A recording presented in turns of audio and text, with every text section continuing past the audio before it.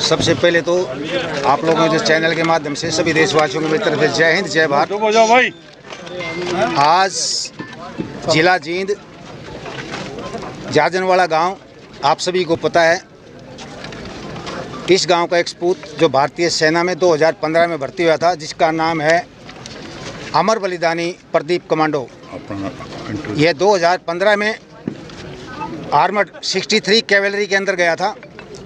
2 साल नौकरी करने के बाद पीटी कोर्स और कमांडो कोर्स किया और उसके बाद 2017 में ये फर्स्ट पैरा SF जिसको बोलते हैं स्पेशल फोर्स, उसके अंदर पोस्टेड चला गया और 2020 में इसकी शादी हुई है। 2022 में इसकी शादी हुई है और 3 महीने की इसकी जो पत्नी है वो पेट से है, मतलब प्रेग्नेंट है, गर्भवती है।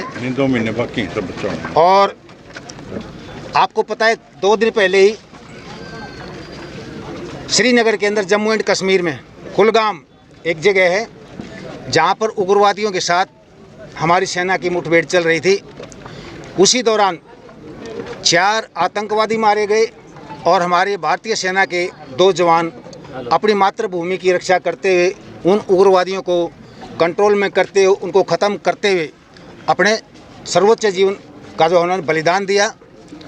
और आज जाजनवाड़ा गांव में अमर बलिदानी प्रदीप नैन कमांडो के अंतिम संस्कार में जो आप सभी गांववासी, आसपास के गांववासी, सभी पूर्व सैनिक और जितने भी यहाँ जिस भी चाहे कोई राजनीति से, चाहे प्रशासनिक या कोई सैनिक संगठन यहाँ पधारे हैं, आप लोगों ने बहुत ही शांति प्रिय एक संदेश दिया है। और इतनी भीड़ को देखते हुए और आपने जो अमर बलिदानी प्रदीप नैन को जो श्रद्धा सुमन अर्पित कर श्रद्धांजलि दी है, इसके लिए मैं समस्त जो इस अंतिम यात्रा में शामिल हुए, पार्थिव शरीर को अंतिम यात्रा में शामिल होकर जो सलामी दी है, जो श्रद्धांजलि दी है, जिन्हें पुष्प अर्पित किए हैं, सभी का तहे दिल से धन्यवाद करता हूं। और सभी मीडिया कर्मियों का मैं धन्यवाद करता हूं।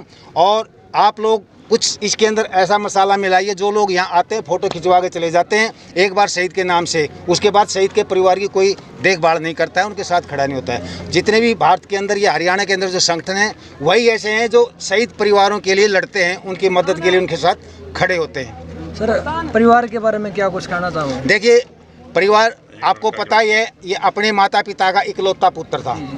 हम हरियाणा सरकार से और केंद्र सरकार से एक मांग करते हैं कि प्रदीप नैन जो कमांडो हमारे अमर बलिदानी हैं, उनके परिवार से उनकी बहन को उनकी जगह नौकरी दी जाए और ये हम दिलवाएंगे। और प्रशासन की जिम्मेवारी भी बनती है, केंद्र सरकार की भी जिम्मेवारी बनती है कि उसके परिवार से एक सदस्य को नौकरी दी जाए, जो जिस काबिल होगा उसी आधार पर उसको नौकरी दी जाएगी। सर, ऐसा क्या है कि सरकार शहीदों को मान सम्मान क्यों नहीं दे रही, उनके परिवार की तरफ ध्यान क्यों दे रही? देखिए, सरकार बहुत मान सम्मान देती है, हम इस चीज़ के लिए नहीं बोल सकते सरकार मान सम्मान नहीं देती है। हाँ, ऐसे मौके के ऊपर जब आते हैं, उनको शुरू से लेकर आखिरी तक रहना चाहिए, परिवार के साथ 2 मिनट बात करनी चाहिए, उनको सांत्वना देनी चाहिए। लेकिन ये क्या करते हैं, चाहे वो राजनीतिक हैं चाहे प्रशासनिक है, यहाँ आते हैं, पुष्प अर्पित किए, श्रद्धांजलि दी, एक फ़ोटो खिंचवाया, अपनी शक्ल दिखा के फिर चले जाते हैं। इस बात का दुख है। सरकार से हम लड़ाई लड़ते हैं।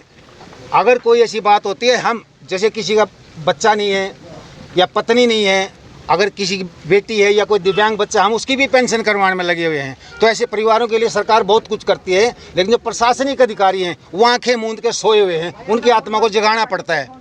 सर, एक बात और पूछना चाहेंगे, जो अग्निवीर की पिक्चर डेथ हुई थी, उसको मतलब ये कोई स्टाफ वाले नहीं देना है, वैसे देखिए, अग्निवीर की हमारी बहुत लंबी लड़ाई चल रही है। आप लोगों को पता होगा 23 मार्च 2020 के अंदर आपने देखा था, जींद के अंदर एक हमने बहुत बड़ी सभा बुलाई थी।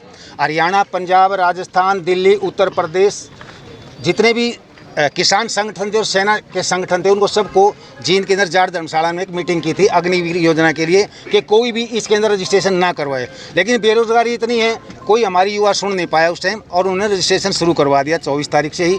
अग्निवीर के लिए हम सरकार से हमारी मांगें चल रही है। आप लोगों ने देखा होगा, सैनिक पिछले 14 महीने रोडों के ऊपर रहे हैं, जंतर मंतर पर रहे हैं, कितने ज्ञापन दिए हैं, कितने हमने प्रदर्शन किए हैं, लेकिन सरकार अभी कुछ जगी है। हो सकता है 7 साल या 10 साल करे और उनको घर पर नहीं भेजा जाएगा। 70% रेगुलर होंगे और जो 30% बचेंगे पैरामिलिट्री जो फोर्स हैं, बीएसएफ हो गया, सीआरपीएफ हो गया, सीआईएसएफ हो गया, उनको वहीं पे एडजस्ट कर दिया जाएगा कि उनको एक ट्रेन सोल्जर मिल जाते हैं, कोई खर्चा नहीं होता है फालतू का। दूसरा, अभी जैसे बोलते हैं अग्निवीर को कोई मुआवजा नहीं मिलता है, मैं आपको बता देना चाहता हूँ, अगर अग्निवीर किसी action in killed in action, अगर किसी मुठभेड़ में मारा जाता है, अगर वो शहीद होता है तो उसको 1 करोड़ सरकार मुआवजा देती है और उसका इंश्योरेंस अलग से तकरीबन 1.5 करोड़ रुपया हो जाता है। हम ये नहीं कह सकते कोई बोलता है अग्निवीर को कुछ नहीं मिलता है। बहुत राजनीतिक पार्टियां ये अफवाह फैलाती हैं। सर पंजाब में नहीं मिला था सर अभी ऐसा है, अगर हमारा कोई भी सैनिक, मैं आपको एक उदाहरण देना चाहता हूँ, अगर कोई सैनिक, वो तो एक अग्निवीर है, अगर रेगुलर सैनिक भी अगर सुसाइड करता है, खुदकुशी करता है, तो एक अपमानजनक, एक हमारी जो संस्था है सेना, उसको अपमानजनक मौत मानते हैं, उसको शहीद का दर्जा नहीं मिलता है। सर लगातार अग्निवीर को तो मतलब पैसे बोल रहे हो, पैसे मिल जाए उसको, अग्निवीर को मतलब जो सम्मान मिलना चाहिए उसको शहीद का दर्जा क्यों नहीं दिया? उसके बारे में हमारे चल रही अभी ये हमने बोला ना, अभी आपको 23 तारीख से और जो 31 तारीख तक बजट चल रहा है, केंद्रीय बजट जो सामाजिक बजट, उसके अंदर बहुत सी घोषणाएं आपको देखने को मिलेंगी और 23 तारीख से शुरू हो जाएंगी ये घोषणा।